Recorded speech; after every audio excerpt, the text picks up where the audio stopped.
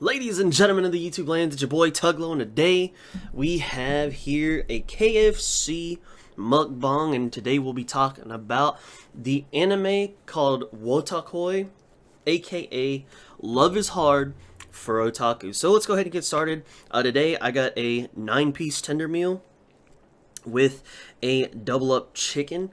It doesn't look like there's... Dude, this is just straight chicken. Okay. We got chicken, I think mayo and some pickles, but like it's literally 2 pieces of chicken stacked on top of each other with some buns.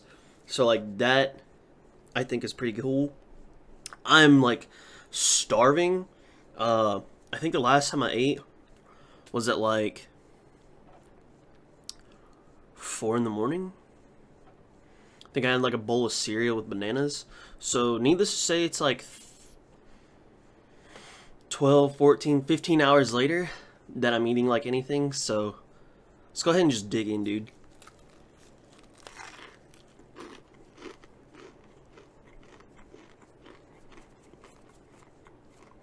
That bite was like a lot of breading, there wasn't much chicken to it. I'm gonna take another bite.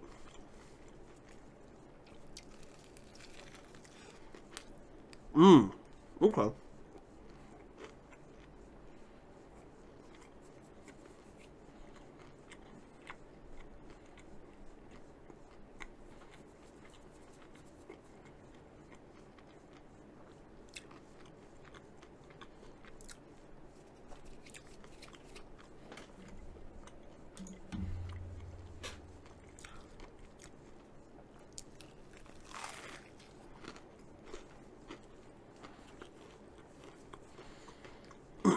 It's honestly a little bit better than I thought it'd be. I like that. Like I said, this is from KFC. I think it's been a very long time since I've had KFC. So it's pretty good. So this will be the follow-up to last week's episode where we talked about the recovery of an MMO junkie. This, like I said, is going to be the other side of the coin. That is going to be Love is Hard for Otaku. If you enjoyed the recovery of an MMO junkie, you will 1000% enjoy Love is Hard for Otaku. So, the first thing is, obviously, what is it about? That's a good tender. Oh my, that's actually a delicious tender. Got some honey mustard right here. So going into it, if recovery of an MMO junkie was your more timid side of the relationship where, you're very uncomfortable around your significant other that you're dating, and you're kind of just getting to know each other, you don't really want to freak them out, you don't really know how to talk to them, whether it be your first time in a relationship for a long time, whether it be someone that you're just trying to befriend and get to know, like you don't really want to like show them all like your weird quirks and such right off the bat. You kind of want to ease them into it. If that's what recovery of an MMO junkie is, then Love is Hard for Otaku is we know everything about each other and we are gonna give a relationship a shot. And it's really cool because it basically starts out with one of our main characters, Narumi Momose. She transfers her her job because somebody at her old job found out that she was an otaku, and like I guess she was getting teased, or she didn't like that. She didn't want that that image to be portrayed onto her by her coworkers. So she was like, "Yo, I'm dipping. I'm going to go work somewhere else." So she moves. She starts working somewhere else. And what would you know? Like the first day, she's walking. Like she's getting a little tour by Hanako Koyanagi, who is going to be a supporting character. And she's going to be pretty important too, is she's like walking around with Koyanagi, and as they're walking this way, there's two people coming this way. Those two people will be our other main character, Hirotaka Nifuji, and the other supporting character that's going to be important as well. It'll be Taro Kabakura. So, as they're walking like this,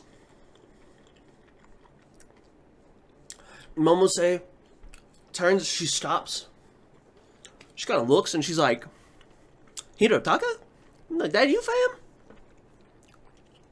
And he's like, yo, what up? And apparently, they've known each other since they were, childhood friends. And I know what you're thinking. Oh man, a typical childhood friend. Nah, fam.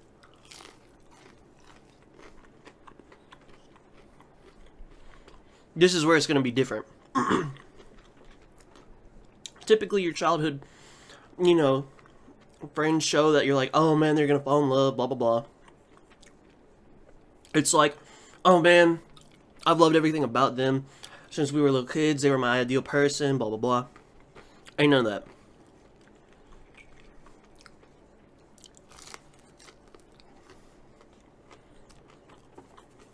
And we'll get into that a little later.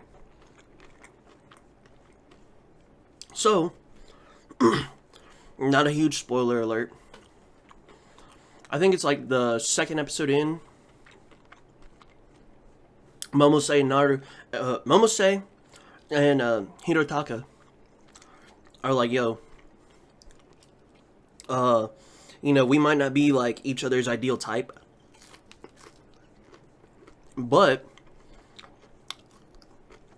let's give it a shot. So, they are what I would call the flip side of the coin, where they're super comfortable with each other. They know each other's quirks. Momose knows that Hirotaka likes to play a lot of video games. I'm talking about this man will game. He won't stop to eat. He won't stop to shower. That man will just pass out gaming.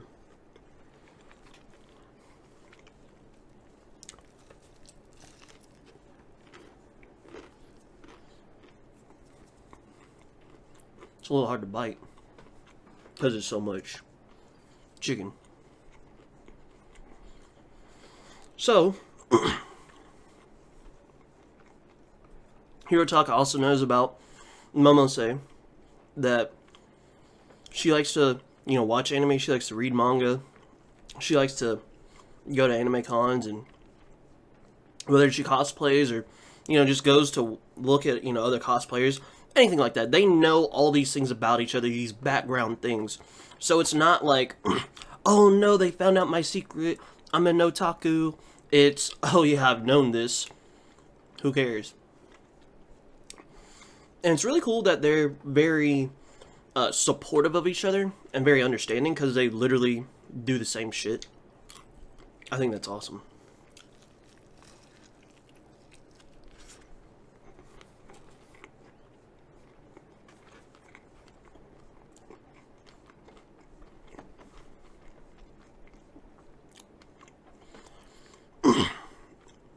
Now here's where we get to the, oh, it's the childhood friend scenario, blah, blah, blah. This is where we're wrong. If we were to take a look at Narumi Momose, and we were to take a look at Hanako Koyanagi. Now, Koyanagi and Kabakura, the two supporting characters, they're dating each other for a long time. Kabakura's ideal girl, her figure, the way she looks, would be someone like Momose. Hirotaka likes a girl that will look like Koyanagi. And we see that in different ways where Koyanagi may be getting jealous of Momose, or she's getting mad at Kabakura because, you don't like me because my boobs are too big and blah, blah, blah. My face isn't pretty enough for you, blah, blah, blah, blah, stuff like that. Or we can also see the reverse for Hirotaka when Momose comes into his room And Hirotaka's got all these, anime figures on his bookshelf, and everything that he reads, has big-breasted characters rather than small chested characters. So we see Momose kind of like take a stand against that and like turns all the figures around so you can't see their tits. I think that was like hilarious. Like that was probably like a good highlight for the show. But it does show us that these two guys, do not have their ideal type of girl, but they don't complain about it. They never bring it up. They actually work around it with their partner, and they're like, yo, it doesn't matter to me. Just because that's my preference doesn't mean that I don't love you still. And that's something that we see them kind of tackle through the anime. It's also cool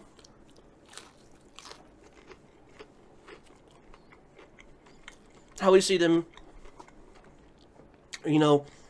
bring up different things that otakus do, but they do it as a couple.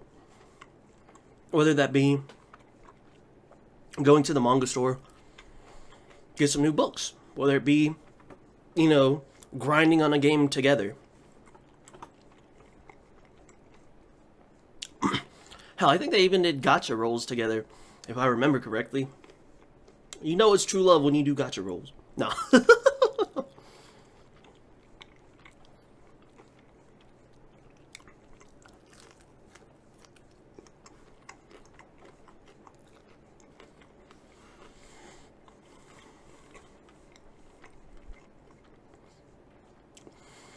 And honestly, to me, the biggest shocker was where Hirotaka is like, you've never had an otaku boyfriend. Let me try to be a normie. And he was like, yo, for this whole day, like, we're going on this date to an amusement park. We can't talk about any, like, otaku stuff. And if we do, we have to, like, put money in this little piggy bank. And so, like, I thought that it was really cute for them to, like, try to step out of their comfort zone to, like, try something different in being a normie. But, like, I thought it was even cuter that they just broke down, like, towards the end, and they were like, yo, I can't do this. Like, I really want to talk about otaku stuff with you. Like, I know you enjoy it, I enjoy it. Like, let's just drop the act. I thought that was so, just, like, realistic. It's like, instead of just trying to be something that you're not, you were actually, like, it's like, yo, screw that, let's just go be ourselves and just be comfortable with each other. That, to me, I feel, is more ideal in a relationship, rather than, like, trying to be something that you're not to impress someone that might not like you for who you actually are. Because it's kind of hard to put on a guy's, like, for a super long time.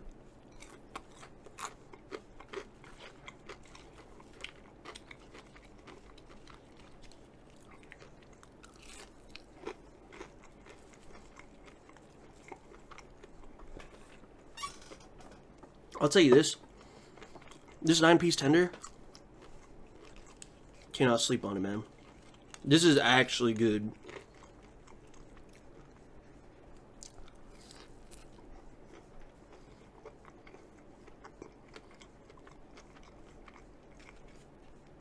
Like, 10 out of 10, I would go back here again and get this food. Because, like, this chicken is just actually delicious.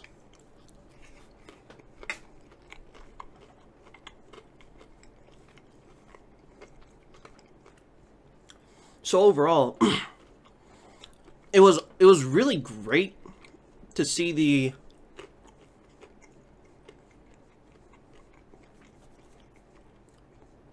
whether you call it realistic, whether you call it the comfortable side of the relationship, of the coin.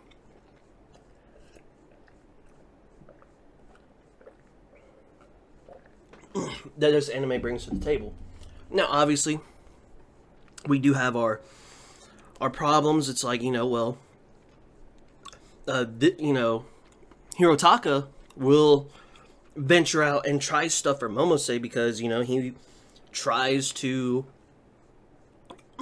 see her side and she tries to see his side, whereas Kabakura like would stay away from what Koyanagi likes because what she likes is like yaoi. She like likes that, like she loves that. She cosplays it.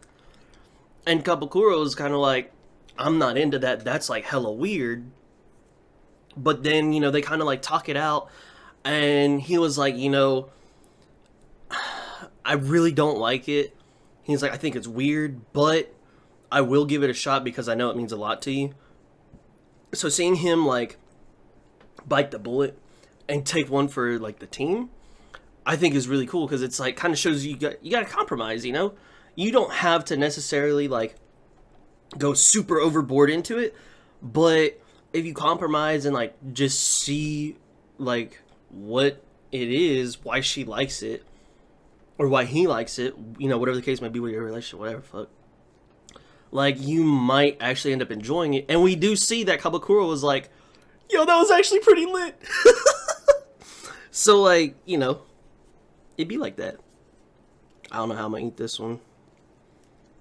This is like so weird.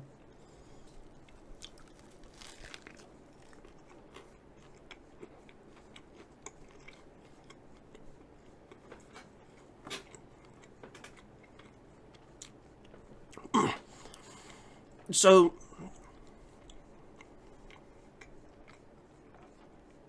if I were to try to say what characters stood out to me, it would be extremely hard for me. Because we kind of see a little different scenario through Kabakura, Koyanagi, their relationship, Momose and Hirotaka, their relationship. We see an over, like, general theme of, like, some stuff that goes on in each relationship, and then with each person in that relationship. And I think they all have, like, a pretty big impact to the anime in and of itself. So, personally, I can't just be like, oh yeah, I think this person, because they, like, took the spotlight. That's not really the case.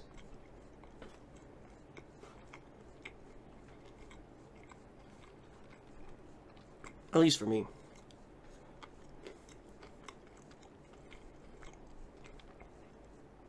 They all brought a different sense of realism to their each respective relationship, that it's like, oh, I can see how this would apply in an everyday relationship. Whereas something completely different could happen in this relationship and be like, oh, I can see how that could, apply in an everyday relationship as well. So it's like, it was just super good.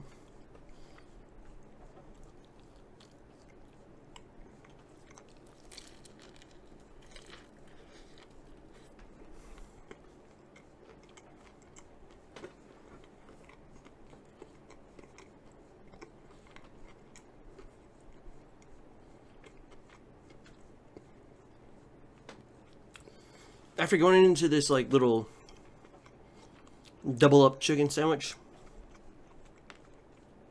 the only thing I would change is have sauce, like more sauce.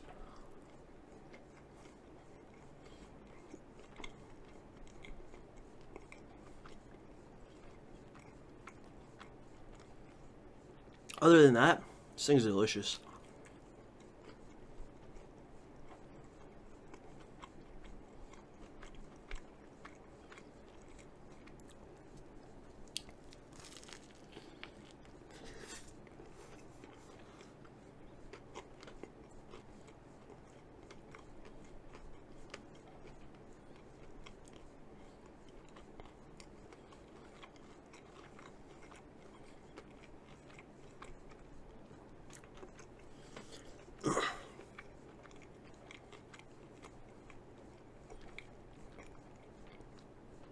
Now, for me personally, I think the better, like, the power couple is gonna be, okay, let me start off with, like, the, like, best bro of the series to me has to be Kabakura. He's always looking out for Hirotaka and Momose's relationship. He's always trying to be like, okay, how can I help them like do something together? How can I like just be there for them? I think that type of person like in your life is just like always a great thing to have, just because you know you always have someone in your corner backing you up, you know, that's always looking out for the best for you. And I think that's awesome. Oh, this is so weird.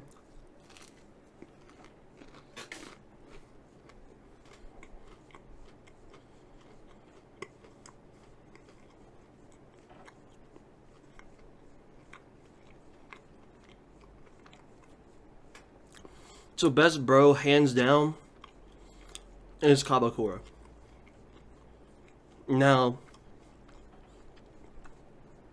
best girl slash waifu slash whatever you want to like categorize that as. To me, it's kind of difficult to say between Momose and Koyanagi.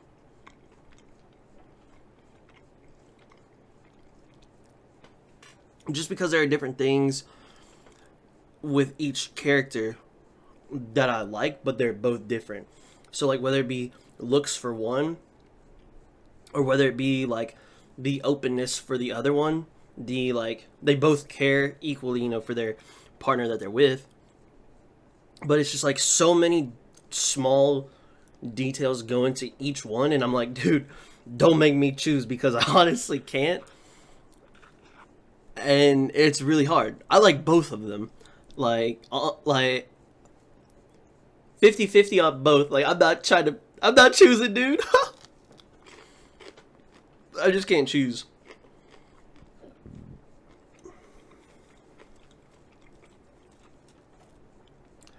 So maybe you'll have to watch it and be like, okay, waifu is this girl.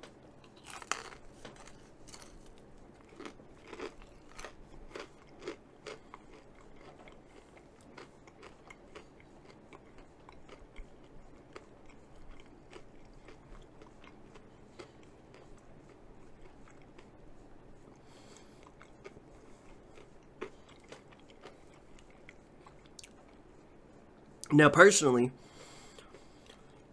the OP, the opening for this anime, hands down, best OP I've ever heard. I love it a lot.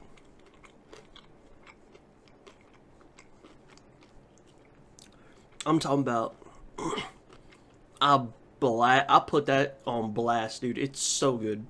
I love the OP. The ending, strong. Not the best, not the worst, but it's strong.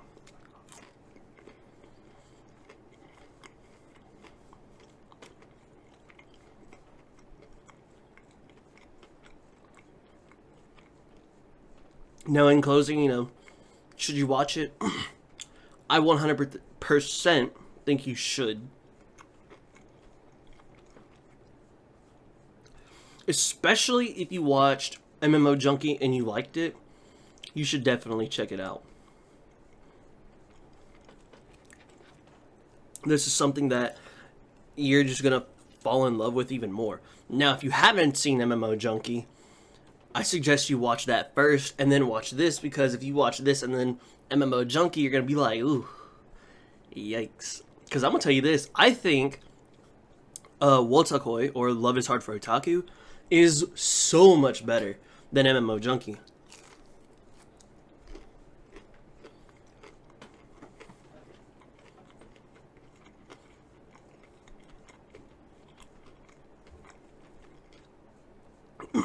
I feel like the pacing, the storytelling, the characters, I think they were just overall stronger or more appealing than the MMO Junkie characters.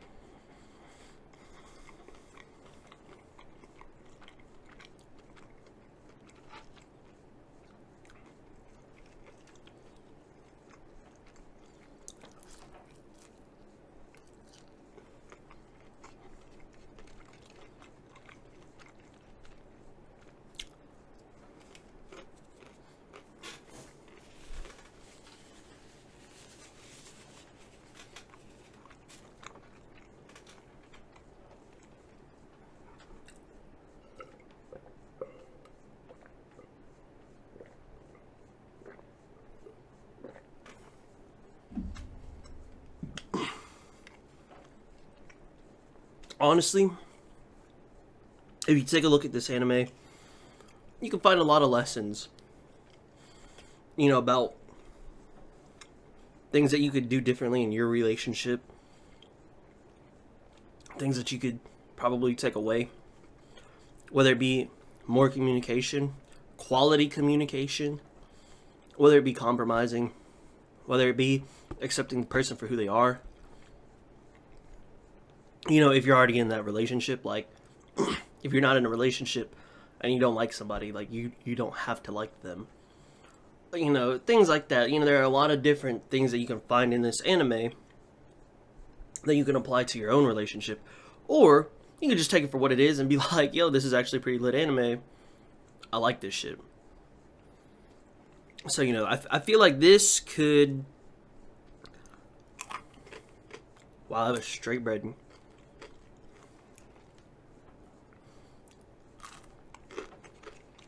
I feel like this could be a decent starter anime.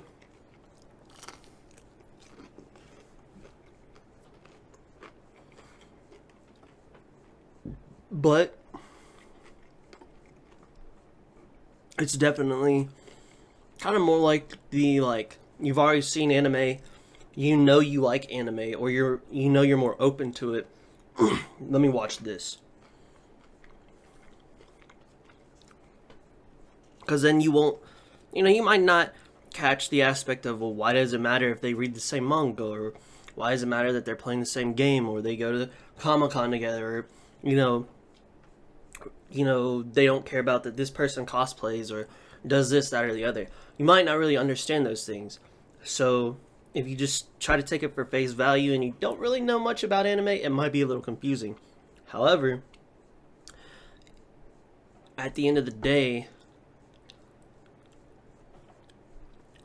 whether you have seen a lot of anime or you are kind of more open to it, I definitely think you should watch this anime. It's 100% worth your time.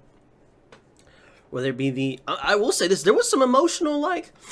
Yo, what the heck? Like, man, just rethinking about that scene, dude, got my heart racing for a second, dude. It scared me. I was like, dude, no, this cannot be happening. This is not cool. I'm not gonna tell you what happens. It's real. It got real. So you gotta watch it, man. The suspense, there is some suspense. The emotional hype, just everything about it, man. One hundo.